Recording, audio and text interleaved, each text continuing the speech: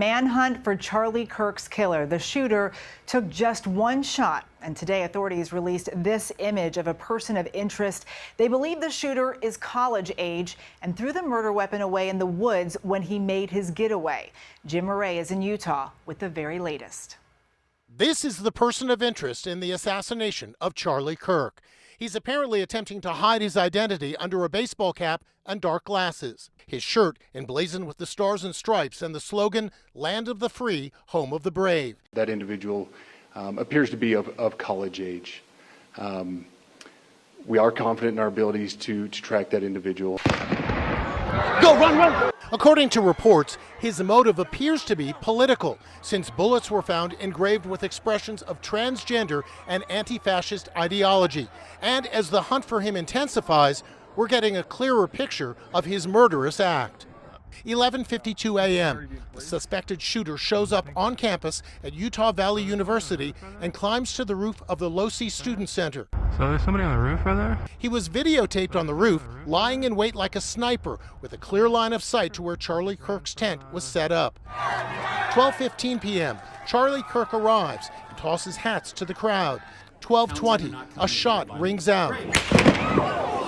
The conservative activist slumps in his seat and collapses to the ground. Rebecca Hales was 30 feet away and shot this video as she dove for cover. I was in shock, but I got down. I was with 3 other friends. They disappeared, and then I was getting trampled as we tried to run out.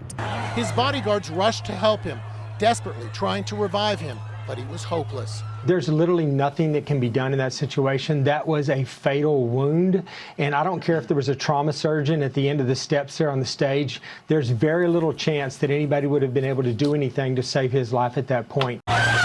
As the crowd flees in panic, Kirk is carried away by his team and rushed to the hospital in an SUV. Stop! This video apparently shows the shooter fleeing across the roof.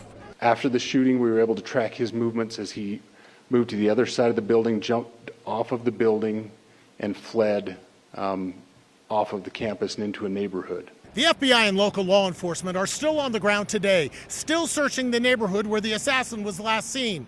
He ran through here and into these woods where he dumped the murder weapon, later found by police. It's an older model 30-06 high-powered bolt-action hunting rifle. It wasn't any, no fancy equipment, no fancy tech or anything like that. Very basic, what your average shooter or hunter would use during hunting season shooting deer. Today, there's anger at the lack of security. Just 6 local police officers and Kirk's small private bodyguard detail. Jeremy and Amy King were in the front row, 15 feet away. I was actually telling him, where's all the security?